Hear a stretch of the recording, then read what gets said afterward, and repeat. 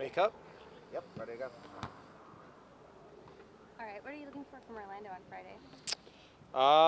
Well, we think Orlando's a good team, and they're better than their record for sure. They've had some tough results with red cards and different games on the road, but they've also been a good team on the road. So, right now they're in a good way, really good way, and they need points. They need 3 points in this game in order to keep themselves alive for the playoffs. So. We will be expecting their very best. We'll be expecting a team that's going to lay it all out there, and that'll be good for us. It'll be a really good challenge, and we'll be ready to go. What did you learn after the first Orlando game that will carry over to this one? Well, I think first we learned that they're a good team, and then second that they were pretty good on the day at possessing the ball and breaking a lot of our pressure, and we didn't do a good enough job of putting the game on our terms. So we know that if we're not prepared and if we're not committed in the ways that we need to be, that they can do that to us again here at our stadium. So that's, I think, our main focus is to make sure that when we go out there, we play a fast game, that we're very organized in the way that we press and that the way that we counter press, and that we make it harder on them than we did in Orlando. After a long stretch on the road, has everyone settled back to being in the routine at home? Yeah, it's good to be back home. That's for sure. We all enjoy playing at Red Bull Arena.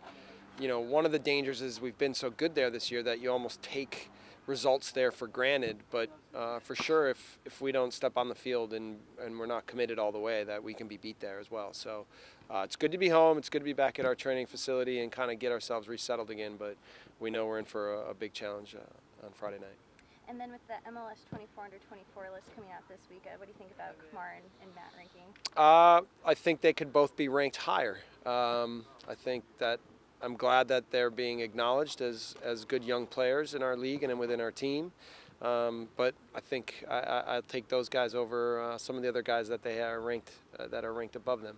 And then the only other one you would think is, well, there's two guys. I think Sean Davis has shown this year that he's a guy that could be considered for that, and so has Abong.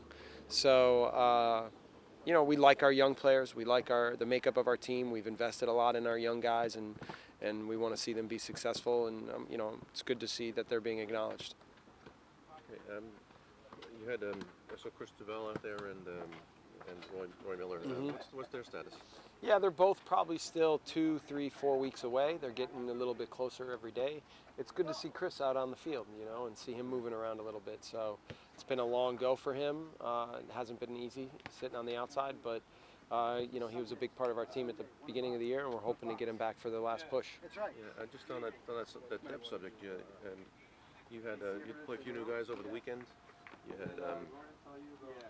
had a couple of guys you had to take out, but you also gave Barone and Sean Wright-Phillips their first starts. Yeah.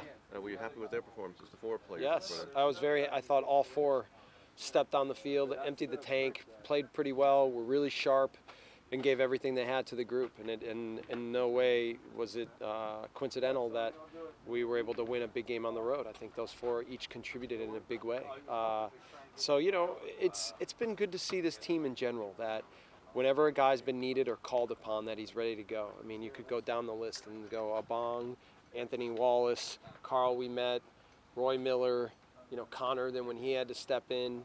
I mean, almost every guy has responded and played well when his name's been called. So that's a big credit to this team and to the mentality that's been created and the talent we have. And you'll have that situation again when Matt Miazga goes off with the Olympic team. Yeah. How do you account for his? How do you make up for his loss?